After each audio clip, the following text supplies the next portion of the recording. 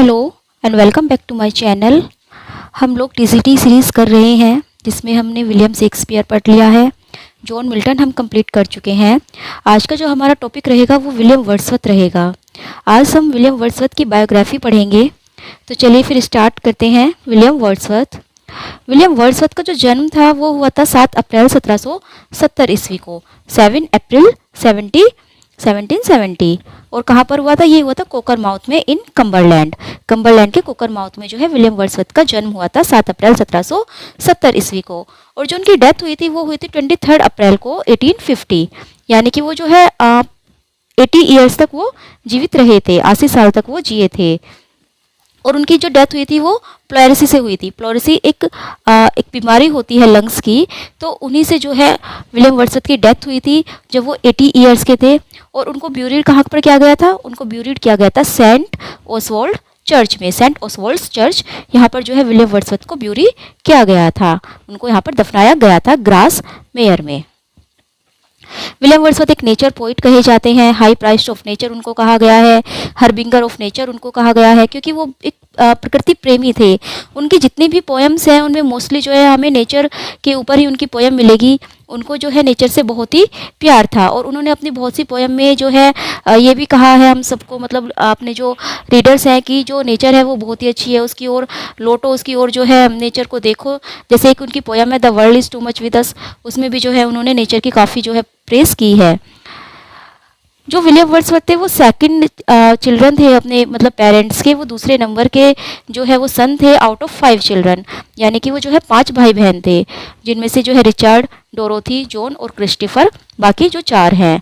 जो डोरोथी है उनकी सिस्टर थी। इनसे जो है विलियम वर्ड्सवर्थ का अटैचमेंट अच्छा था और इन्होंने जो है बहुत सी पोएम डोरोथी को डेडिकेट भी की है। इनफैक्ट जो उनकी सबसे अच्छी पोएम है टिंटन एबे, उसमें भी जो है उन्होंने डोरोथी को एड्रेस किया है। डोरोथी के साथ जो है विलियम वर्ड्सवर्थ ने काफ़ी टाइम स्पेंड किया था। अब उनके पेरेंट्स की बात करते हैं तो विलियम वर्ड्सवर्थ की जो मदर थी उनका नाम था एने कुक्सन। एने कुक्सन जिनकी लाइफ साइकिल रहा है 1748 टू 1778 तक। यानी कि जब विलियम वर्ड्सवर्थ केवल 8 ईयर्स के थे तभी जो है उनकी मदर की डेथ हो गई थी। She was a lady of moral. Father की बात करें, उनके फादर का नाम था जॉन वर्ड्सवर्थ। जितने भी टीजीटी के 4 राइटर्स हैं, चारों राइटर्स के फादर का नाम जॉन ही है। तो जॉन वर्ड्सवर्थ उनके फादर का नाम था, जिनका लाइफ साइकिल रहा है 1741 टू 1783। यानी कि ये भी जो है बहुत जल्दी ही चले गए थे। जब विलियम वर्ड्सवर्थ केवल 13 ईयर्स के थे तब उनके फादर की भी डेथ हो गई थी। तो विलियम वर्ड्सवर्थ बहुत कम एज में ही जो है वो ऑर्फन हो गए थे। ये एक लॉयर थे या लीगल एडवाइज़र थे ये प्रोफेशन से, एंड ए रेंट कलेक्टर। और ये रेंट कलेक्टर भी थे फॉर लॉर्ड लैंसडेल के, जिनका नाम था जेम्स लोथर। जेम्स लोथर जो थे उनके ये रेंट कलेक्टर थे, उनके लीगल एडवाइज़र ये थे। जेम्स लोथर जो बाद में है लॉर्ड लैंसडेल बन जाते हैं। और उन्हीं की कनेक्शन की वजह से जो है विलियम वर्ड्सवर्थ एक छोटे से टाउन में एक लॉर्ड्स मैंसन में रहते हैं, बिकॉज ऑफ जेम्स लोथर की वजह से ही उन्हें रहने के लिए एक लॉर्ड जो है मैंसन मिला हुआ था। एजुकेशन की बात करें अगर विलियम वर्ड्सवर्थ की, तो 1779 में जब उनकी मदर की डेथ हो गई थी 1778 में, तो उसके 1 साल बाद उनको हॉक्सैड के स्कूल में भेजा गया। हॉक्सैड जो है एक विलेज है इंग्लैंड के लेक डिस्ट्रिक्ट में, और उन्होंने जो है अपनी लाइफ के 8 साल वहाँ पर बिताए। उसके बाद जो है 1787 में उन्होंने एनरोल किया था सेंट जॉन्स कॉलेज में। Saint John college Cambridge university में उन्होंने एनरोल किया था। और यहाँ पर ही जो है उन्होंने अपना फर्स्ट पीस राइटिंग लिखा था, जो कि एक सोनेट था। सबसे पहले जो है उन्होंने एक सोनेट लिखा था और यहाँ पर उन्होंने पब्लिश कराया था द यूरोपियन मैगजीन में। 1791 में जो है उन्हें बैचलर डिग्री मिल गई थी। उनके लव अफेयर्स और मैरिज की बात करें तो उनके जो है एक बहुत ही छोटा सा लव अफेयर उनका मैरी एस्थवेट के साथ रहा है। इसके बारे में कोई ज़्यादा मतलब वो नहीं है, सिर्फ थोड़ा यही है कि इनका छोटा सा जो है बहुत ही कम टाइम के लिए रहा था मैरी एस्थवेट के साथ इनका रिलेशन। इसके बाद 1791 में जब इन्होंने फ्रांस की ट्रैवलिंग की थी, वो फ्रांस गए थे, तो यहाँ पर जो है उन्होंने फ्रेंच रेवोल्यूशन की मिडिल स्टेज को भी देखा था। और यहीं पर जो है वो एनेट वेलेन से मिले थे। एनेट वेलेन से जब वो मिले थे तो वो जो है fail in love with her, यानी कि वो उनसे प्यार करने लगे थे। वो एक फ्रेंच वुमेन थी और 1792 ईस्वी में उसने एनेट वॉलेन ने जो है उनकी लड़की को जन्म भी दिया था। यानी कि विलियम वर्ड्सवर्थ और एनेट वॉलेन को एक लड़की हुई थी जिसका नाम था कैरोलीन। लेकिन क्या था कि जब फ्रेंच रेवोल्यूशन हो रही थी तो उसके बाद जो है फ्रेंच और ब्रिटेन में जो है टेंशंस बढ़ गई थी। तो the rain of terror and war between France and Britain, France और ब्रिटेन में जो है आपस में टेंशन बढ़ गई थी, तो इसीलिए जो है उनको वापस आना पड़ा था। तो सेपरेटेड देम, और कुछ फाइनेंशियल उनकी प्रॉब्लम्स भी रही है, और ब्रिटेन की जो टेंस रिलेशनशिप रही है फ्रांस के साथ, तो उन्होंने उसे फोर्स किया था कि वो इंग्लैंड वापस लौटे अलोन, अकेले, यानी कि वो जो है एनेट वॉलेन को अपने साथ नहीं ला सके, और 1793 में जो है वो वापस आ गए अकेले। लेकिन उन्होंने जितना उनसे हो सका, उन्होंने एनेट वेलन को और अपनी जो उनकी डॉटर रही है कैरोलिन, उनको बहुत ज़्यादा सपोर्ट उन्होंने किया जितना वो कर सकते थे बाद में, यानी कि 1793 में तो वो वापस आ गए थे, लेकिन उसके बाद जो है वो वापस उनसे मिलने गए थे इन 1802, 1802 में। 1802 में जब कुछ शांति हो गई थी ब्रिटेन और फ्रांस के बीच में, तो वर्ड्सवर्थ और उसकी बहन, वर्ड्सवर्थ की बहन जो डोरोथी थी, वे दोनों जो है एनेट वेलन से और कैरोलिन से मिलने जो है वो फ्रांस गए थे, एनेट वेलन से और कैरोलिन से मिलने। और उनकी जो ये विजिट थी उसका पर्पस ये था कि वो एनेट को बता सके कि विलियम वर्ड्सवर्थ जो है मैरी हचिंसन से शादी करने वाले हैं। 1802 ईस्वी में जो है उन्होंने मैरी हचिंसन से शादी की थी, और यही बताने जो है वो फ्रांस गए थे। 1802 में उन्होंने मैरिड कर ली थी मैरी हचिंसन से, और उनको जो है 5 बच्चे हुए थे, जॉन, डोरा, थॉमस, कैथरीन एंड विलियम, जिनको कि विली भी कहा जाता है। ये उनके 5 बच्चे थे। ऑनर्स, उनको क्या क्या सम्मान मिले हैं, तो 1838 में उन्हें जो है एक ऑनरी डॉक्ट्राइन मिली थी सिविल लॉ में from the university of Durham की यूनिवर्सिटी से जो है उन्हें एक डिग्री मिली थी, और 1839 में भी जो है उन्हें सेम डिग्री मिली थी यूनिवर्सिटी ऑफ ऑक्सफोर्ड से। यानी कि 1838 में तो यूनिवर्सिटी ऑफ डरहम ने उन्हें डिग्री दी थी, और उसके बाद जो है यूनिवर्सिटी ऑफ ऑक्सफोर्ड ने 1839 में दी थी। 1842 में जो है गवर्नमेंट ने उन्हें एक सिविल लिस्ट पेंशन अवार्ड की थी, जिसमें उन्हें 300 पाउंड्स पर ईयर मिले थे। और 1843 ईस्वी में 1843 में उन्हें पोइट लॉरेट भी बनाया गया था, जब रॉबर्ट साउथे की डेथ हो गई थी। हालांकि जो पहले है, जब उन्हें कहा गया था पोइट लॉरेट बनने के लिए, तो विलियम वर्ड्सवर्थ ने मना कर दिया था।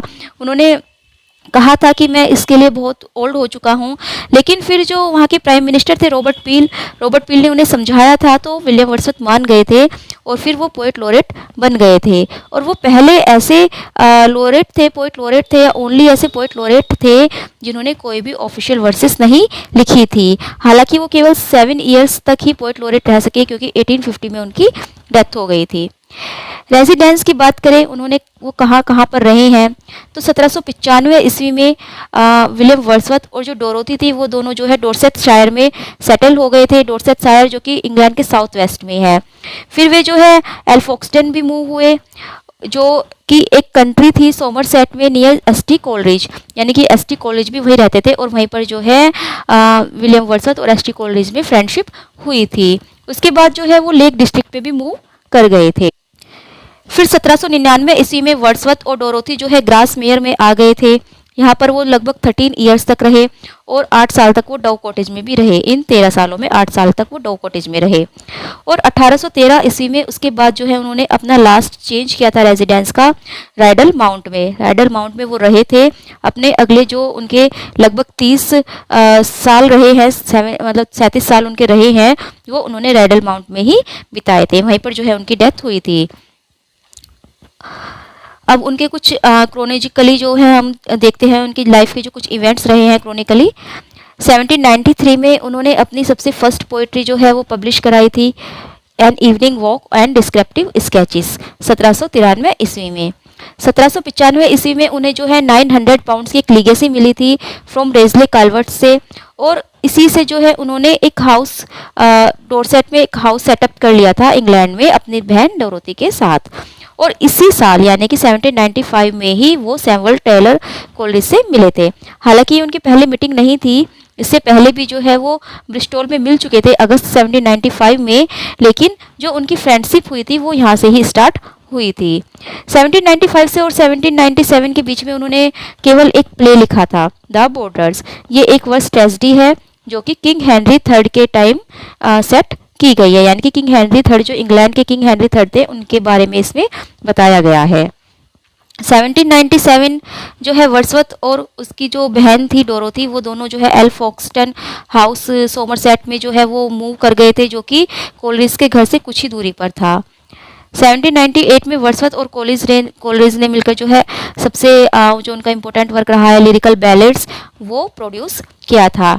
और इस वर्क में लिरिकल बैलेड्स में कोलरिज ने टोटल 4 पोएम कंट्रीब्यूट की थी और विलियम वर्ड्सवर्थ ने 19 पोएम, यानी कि लिरिकल बैलेड्स में जो है टोटल 23 पोएम्स थी। और सेकंड एडिशन इसका आया था 1800 में, हालांकि इसके 4 एडिशन आए थे और 1800 में जो इसका सेकंड एडिशन आया था जिसमें वर्ड्सवर्थ ने प्रीफेस भी इंक्लूड किया था। 1799 ईस्वी में वो अपनी बहन डोरोथी के साथ जो है लेक डिस्ट्रिक्ट वापस चले गए और वो डव कॉटेज में रहे इन द विलेज ऑफ ग्रासमेयर के जो है वो डव कॉटेज में रहे। 1802 में जो है उन्होंने फ्रांस की यात्रा की ताकि वो अपनी डॉटर कैरोलिन से मिल सके और उसके लिए कुछ अरेंजमेंट कर सके, एनेट वेलन के लिए भी और कैरोलिन के लिए भी जो है कुछ वो अरेंजमेंट कर सके, यानी कि उनकी कुछ हेल्प कर सके। और 1802 ईस्वी में वापस इंग्लैंड लौटकर उन्होंने मैरी हचिंसन से शादी कर ली थी जो कि उनकी एक स्कूलमेट और लॉन्ग टाइम फ्रेंड भी रही है। इन 1805 में उन्होंने अपनी पोएम टू कोलरिज ये कंप्लीट कर ली थी, पोएम टू कोलरिज, जो कि बाद में द प्रिल्यूड के नाम से पब्लिश हुई थी। लेकिन उन्होंने इसको पब्लिश कराने से मना कर दिया था क्योंकि वो एक बहुत बड़ा वर्क लिखना चाह रहे थे, द रिक्लूज, और द रिक्लूज में जो है वो इस पोएम को प्रोलॉग की तरह रखना चाहते थे। द रिक्लूज जो है वो लिखना चाह रहे थे जिसमें वो द एक्सक्यूशन और द जो ये प्रिल्यूड थी इसको उसका एक पार्ट रखना चाहते थे। हालांकि ये जो वर्क है उनका कभी कंप्लीट नहीं हो पाया। 1810 ईस्वी में वर्ड्सवर्थ और कोलरिज जो है वो एस्ट्रेंग्ड हो गए, यानी कि उनकी जो फ्रेंडशिप थी वो खत्म हो गई, वो एक दूसरे से सेपरेट हो गए। 1813 ईस्वी में जो है वर्ड्सवर्थ को अपॉइंट किया गया था distributor of stamps for Westmorland. ये एक पोजीशन थी जिससे उन्हें जो है 400 पाउंड्स पर ईयर की सैलरी मिली थी, लगभग जो है 400 पाउंड पर ईयर उन्हें मिलना तय हुआ था। उसके बाद जो है विलियम वर्ड्सवर्थ की फैमिली और विलियम वर्ड्सवर्थ की बहन डोरोथी रैडल माउंट में चले गए। 1814 ईस्वी में वर्ड्सवर्थ ने पब्लिश किया था द एक्सकर्शन जो है उन्होंने जो है अपना जो बड़ा वर्क वो लिख रहे थे द रिक्लूज, उसके सेकंड पार्ट के रूप में उसको पब्लिश किया था। 1829 ईस्वी में जो है Dorothy Wordsworth comes down with serious illness, Dorothy Wordsworth को जो है बहुत ही ज़्यादा सीरियस बीमारी हो गई थी और वो 1855 में जो है डोरोथी की डेथ हुई थी, तब तक जो है वो बीमार ही रही थी। इन 1834 में उनके जो फ्रेंड थे एस.टी. कोलरिज, उनकी डेथ हो गई थी। 1843 में जो है उनको पोइट लॉरेट बनाया गया था इंग्लैंड का और 23 अप्रैल 1850 में उनकी डेथ हो गई थी प्लेडसी से और उनको जो है ब्यूरिड किया गया था सेंट ओसवाल्ड चर्च ग्रासमेयर में। और उनके कुछ महीने बाद यानी कि विलियम वर्ड्सवर्थ की डेथ के कुछ टाइम बाद ही जो उनकी वाइफ थी, जो उनकी विडो थी मैरी, उन्होंने उनका जो लेंथी ऑटोबायोग्राफिकल वर्क था उनका पोएम टू कोलरिज उसको पब्लिश कराया था एज द प्रिल्यूड के नाम से 1850 में। वर्ड्सवर्थ ने जो है अपनी सबसे अच्छी जो पोएम्स लिखी है वो 1798 से 1799 ईस्वी के बीच में लिखी है जब उनका लिरिकल बैलेड्स भी पब्लिश हुआ था। और जो द प्रिल्यूड है ये उनकी एक ऑटोबायोग्राफिकल पोएम है और इसको जो है वर्ड्सवर्थ का मास्टरपीस भी कहा जाता है। तो ये वर्ड्सवर्थ के बारे में कुछ इंपॉर्टेंट फैक्ट्स थे, उनकी बायोग्राफी थी। अब जो है हम विलियम वर्ड्सवर्थ के जो इंपॉर्टेंट वर्क है उन सबको पढ़ेंगे नेक्स्ट वीडियो में। हैं critical comments on William Wordsworth. The lost leader उन्हें कहा था रॉबर्ट ब्राउनिंग ने एक वर्क लिखा था द लॉस्ट लीडर जिसमें उन्होंने विलियम वर्ड्सवर्थ को कहा था just for a handful of silver he left us, just for a ribbon to stick in his coat. Robert Browning केवल कुछ मुट्ठी पैसों के लिए वो हमें छोड़कर चले गए। रॉबर्ट ब्राउनिंग ने ये कमेंट विलियम वर्ड्सवर्थ पर तब किया था जब उन्होंने पोइट लॉरेट की जो पोस्ट थी वो एक्सेप्ट कर ली थी। I see in Wordsworth the natural man rising up against the spiritual man continually, and then he is no poet but a philosopher at enmity against all true poetry of inspiration। तो ये जो comment किया है ये William Blake ने किया है। ये कहते हैं कि मैं देखता हूँ वर्ड्सवर्थ में एक नेचुरल मैन को जो कि स्पिरिचुअल मैन्स के अगेंस्ट उठता है continuously, and then he is no poet, वो कोई पोइट ही नहीं है बट ए फिलोसफर, लेकिन एक फिलोसफर है, at enmity against all true poetry of inspirations. तो ये जो कहा है ये विलियम ब्लेक ने कहा है। His poetry is the reality, his philosophy is the illusion. उनकी जो पोइट्री है वो रियलिटी है लेकिन जो उनकी फिलोसफी है वो इल्यूजन है। ये कहा था मैथ्यू आर्नोल्ड ने। Wordsworth was an ever enduring man, Wordsworth जो है एक एवर एंड्यूरिंग मैन है, ये कहा था एस.टी. कोलरिज ने। Wordsworth is the best poet of the age, I feel myself a little man by his side. ये जो लाइन कही है कि the best poet of the age, और मैं अपने आप को जो है उनके सामने बहुत ही छोटा व्यक्ति महसूस करता हूँ, ये उन्हीं के फ्रेंड एस टी कोल्डिस ने कही थी। A high priest of nature, a high priest of nature Wordsworth को कहा था डी क्विंसी ने। Poet of humanity, poet of humanity मानवता का पोइट, ये उन्हें कहा था जॉन कैबल ने। और ईगोइस्टिकल सब्लाइम, ईगोइस्टिकल सब्लाइम ये टर्म है जो कि कॉइन की गई थी जॉन कीट्स के द्वारा, और ये विलियम वर्ड्सवर्थ को जॉन कीट्स ने बोला था, egotistical sublime. One of the giants of English poetry, English poetry के सबसे महान में से एक, तो ये कहा था उन्हें जॉन क्रो रैनसम ने, John crow ransom. Wordsworth uttered nothing base, ये उनके लिए बोला था टेनिसन ने, Wordsworth uttered nothing base. The high water mark of poetry, the high water mark of poetry ये कहा था एमरसन ने, और एमरसन ने ये उनकी पोएम द इमोर्टैलिटी ओड के बारे में कहा था कि ये पोएट्री की हाई वाटर मार्क है। Wordsworth is ever spiritualism, the moods of nature and winning from the moral consolation, ये उनके लिए बोला था कैम्पटन रिकेट ने। वर्ड्सवर्थ was hardly a man but a wandering spirit with strange adventures and no end to them, ये कहा था शैले ने कि वर्ड्सवर्थ मुश्किल से ही कोई व्यक्ति है, बल्कि वह तो एक वॉन्डरिंग स्पिरिट है, कि वह कोई व्यक्ति नहीं है बल्कि वो तो एक वॉन्डरिंग स्पिरिट है जो कि स्ट्रेंज एडवेंचर्स करती रहती है और जो कभी खत्म ही नहीं होते। तो ये बोला था उनके लिए शैले ने। द हिस्टोरियन ऑफ वर्ड्सवर्थ शायर, ये उन्हें बोला था लोवेल ने, वर्ड्सवर्थ शायर के हिस्टोरियन लोवेल ने। The prelude undoubtedly places Wordsworth the revolutionary, Wordsworth the man, Wordsworth the poet, and finally Wordsworth the high priest of nature, ये उनके लिए बोला था प्रोफेसर हर्बर्ट रीड ने। हर्बर्ट रीड ने उन्हें कहा था कि जो प्रिल्यूड है उसने अनडाउटली, इसमें कोई संदेह नहीं है, वर्ड्सवर्थ को रख दिया है रेवोल्यूशनरी पे, एक मैन के रूप में, एक पोइट के रूप में, और फाइनली जो एक हाई प्राइस्ट ऑफ नेचर के रूप में। Wordsworth had not stayed out of the Lake District and so never had the chance coming across nature red in Toothclaw. Wordsworth तो कभी लेक डिस्ट्रिक्ट से बाहर गए ही नहीं और उन्हें कभी चांस ही नहीं मिला कि वो नेचर के पास आए, ये बोला था उनके लिए एल्डोस हक्सले ने। और एल्डोस हक्सले ने उनके लिए एक फ्राज भी यूज किया था, red in tooth claw. A mountain the most massive in that lofty range which is called the romantic revival, ये बोला था जेसी स्मिथ ने। सिंपल एंड डल उनको कहा था शैले ने। The leech gatherer of Wordsworth was his best cure for despair, Thomas Hardy, Thomas Hardy ने बोला था। थॉमस हार्डी जो है एक बार काफ़ी अपसेट हो चुके थे, वो बहुत ही निराश हो रहे थे, तब उन्होंने जो है वर्ड्सवर्थ की लीच गैदरर को पढ़ा था। तो तब उन्होंने कहा था कि जो लीच गैदरर है वो मेरे लिए एक क्योर की तरह है, उसने जो है मेरे डिस्पेयर को ठीक कर दिया है, मेरी निराशा को उसने दूर कर दिया है। तो ये थॉमस हार्डी ने बोला था लीच गैदरर के लिए वर्ड्सवर्थ की पोएम जो थी। Wordsworth was not a truly great poet but the spoiled child of disappointment, ये उनके लिए बोला था विलियम हैजलिट ने कि वर्ड्सवर्थ एक ट्रूली ग्रेट पोइट नहीं थे बल्कि वो तो डिसअपॉइंटमेंट के एक स्पॉइल्ड चाइल्ड थे। Not practise his own theory to his own poems, अपनी ही थ्योरी को अपनी ही पोएम में उन्होंने कोई प्रैक्टिस नहीं की है, प्रैक्टिस नहीं की है, ये उनके लिए बोला था टी.एस. इलियट ने। William Wordsworth had his passion of nature fixed in his blood, William Wordsworth के जो ब्लड है उसी में जो है नेचर वो फिक्स्ड है, नेचर का जो पैशन है वो फिक्स है, वो उनकी रगों में समाया हुआ है, ये उनके लिए बोला था डी क्विंसी ने। Wordsworth was a really mistake of nature, a really mistake of nature बोला था उनके लिए गैरिक ने। और वर्ड्सवर्थ की जो पोइट्री है इज एसेंशियली मिस्टिकल, उनकी पोइट्री को जो है मिस्टिकल बोला था गैरड ने। जो मिस्टिक ऑफ नेचर बोला था गैरिक ने और उनकी पोइट्री को मिस्टिकल बोला था गैरेट ने। William Wordsworth was a poet of man and nature, ये उनके लिए बोला था एस.ए. ब्रूक ने कि विलियम वर्ड्सवर्थ जो है एक पोइट है मैन के और नेचर के। William Wordsworth was an egotist, egotist उनको बोला था जॉन कीट्स ने, इनको इगोटिस्ट बोला था और इगोटिस्टिकल सब्लाइम तब उन्होंने जो है ये टर्म कॉइन की थी। William Wordsworth learn that words में बिल्ड ए प्राइमली थ्रोन और humble truth by Robert Burns, ये क्योट नहीं है ये, बल्कि इसमें बताया गया कि जो विलियम वर्ड्सवर्थ ने सीखा था कुछ वर्ड्स की जो वर्ड्स है में बिल्ड ए प्राइमली थ्रोन और हम्बल ट्रूथ, तो ये उन्होंने जो है रॉबर्ट बर्न्स से सीखा था। The Magna Carta of English literature, the Magna Carta of English literature जो है मैथ्यू आर्नोल्ड ने बोला था द प्रील्यूड को, द प्रील्यूड जो कि उनकी एक बहुत ही फेमस उनका वर्क है। William Wordsworth is the greatest poet of nature that our literature has produced. William Wordsworth जो है नेचर के वो इतने महान कवि है जो कि हमारे लिटरेचर ने प्रोड्यूस किए हैं, ये उनके लिए बोला था W.J. लॉन्ग ने।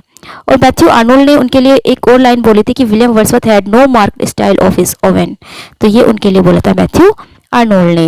ये कुछ क्रिटिकल कमेंट्स थे विलियम शेक्सपियर के ऊपर जो कि अदर पोएट्स ने किए थे। नेक्स्ट वीडियो में हम विलियम वर्ड्सवर्थ के कुछ वर्क्स के बारे में बात करेंगे और फिर उनका एक एक जो वर्क है, इंपॉर्टेंट वर्क है, उनको जो है हम सेपरेटली देखेंगे, उनके बारे में उनकी समरी को देखेंगे। आज हम उनके कुछ मेजर वर्क्स देखते हैं कि उन्होंने जो है उनके जो कितने वर्क्स रहे हैं, इंपॉर्टेंट वर्क्स क्या क्या रहे हैं उनके। तो चलिए फिर स्टार्ट करते हैं major works. An evening walk 1793 में ये आया था। डिस्क्रिप्टिव स्केचेस ये भी 1793 में आया था। लाडोमिया ये 1850 में। लाइन्स रिटन अबाउट टिंटन एबे, टिंटन एबे आया था 1798 में। लिरिकल बैलेड्स उनका बहुत ही फेमस वर्क है, 1798 में आया था और इस वर्क से ही जो रोमांटिक मूवमेंट की स्टार्टिंग भी हुई थी। Intimation of immortality 1806। Poem first and second volume उनका आया था 1807 में। Memorials of A tour of the continent ये उनका आया था 1822 में। The recluse 1888। The Wagner 1819। Upon Westminster bridge 1801 और पीटर बेल 1819। ये जो पीटर बेल है ये उन्होंने जो है एसटी कॉलेज ने एक वर्क लिखा था द राइम ऑफ एनिसेंट मारिनर, तो उनके जवाब में जो है विलियम वर्ड्सवर्थ ने पीटर बेल लिखा था। अब देखते हैं लिरिकल बैलेड्स जो है 1798 में आया था। 23 पोएम्स इसमें थी, जिसमें से जो है कुछ पोएम वर्ड्सवर्थ ने लिखी थी, कुछ पोएम जो है कॉलरिज ने लिखी थी। ये एक कोलैबोरेशन था जिसका फुल टाइटल था line composed a few miles about Tintern Abbey on revisiting the banks of the Wye during a tour July 13, 1798। ये जो वाई है ये रिवर है, ये उसका जो है फुल टाइटल था। इसमें जो है 23 पोएम्स थी टोटल, जिसमें से 19 पोएम्स विलियम वर्ड्सवर्थ ने लिखी थी और 4 पोएम्स जो है कॉलरिज ने लिखी थी। कौन कौन सी पोएम थी चलिए देखते हैं। सबसे पहली जो पोएम थी इस वर्क की the rime of the ancient mariner, ये कॉलरिज ने लिखी थी। सेकंड पोएम थी द फोस्टर मदर्स टेल, ये भी कॉलरिज ने लिखी थी। Lines left upon a seat in a yew tree which stands near the lake of Esthwaite, Wordsworth ने। The nightingale a conversational poem, ये कॉलरिज ने लिखी थी। द फीमेल वैग्रेंट, वर्ड्सवर्थ ने। कोडी ब्लैक एंड हैरी गिल, ये भी वर्ड्सवर्थ ने। Lines written at a small distance from my house and sent by my little boy to the person to whom they are addressed, William Wordsworth ने लिखी थी।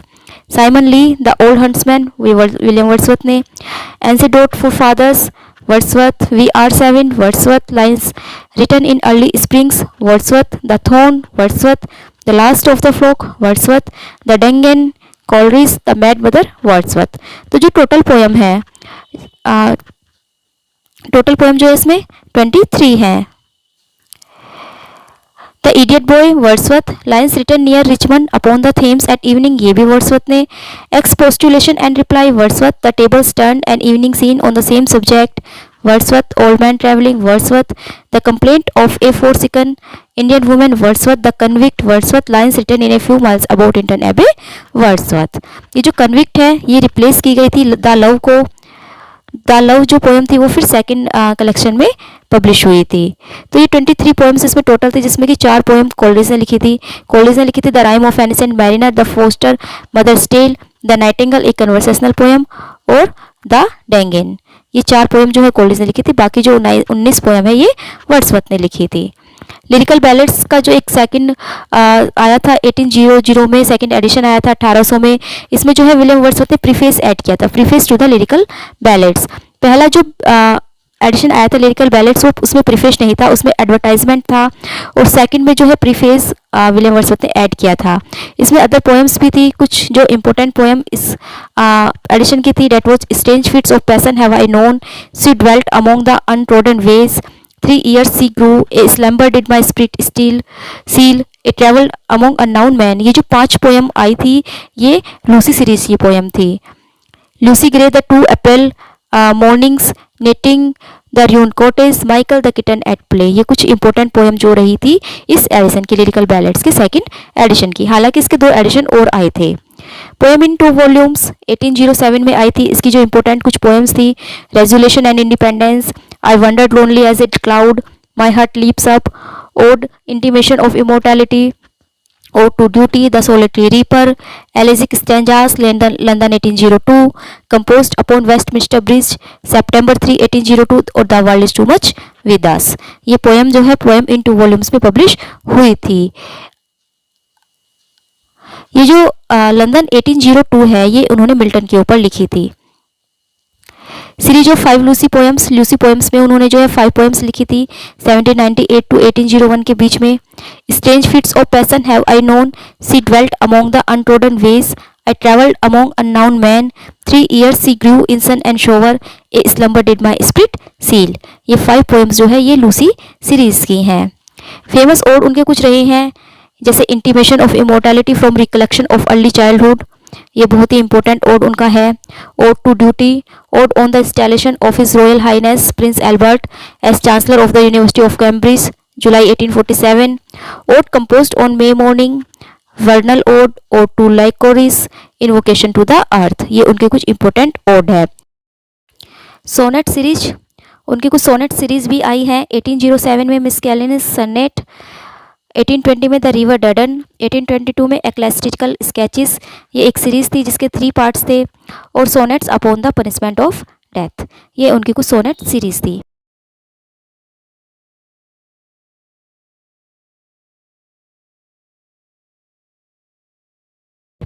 Pros में जो है उनके कुछ लेटर्स हैं। Letters of Dorothy and William Wordsworth 1967, letters of the Wordsworth family 1969 में, 1966 में लिटरेरी क्रिटिसिज्म, प्रोज वर्क 1896, 1974 में भी प्रोज वर्क, और 1981 में the love letters of Williams and Mary Wordsworth. Essays उनके रहे हैं, एक एसे ऑफ एपिटफ्स 1810 में। ड्रामा उन्होंने केवल एक ही ड्रामा लिखा है, the borders, a tragedy in 5 acts, ये 5 एक्ट्स में है।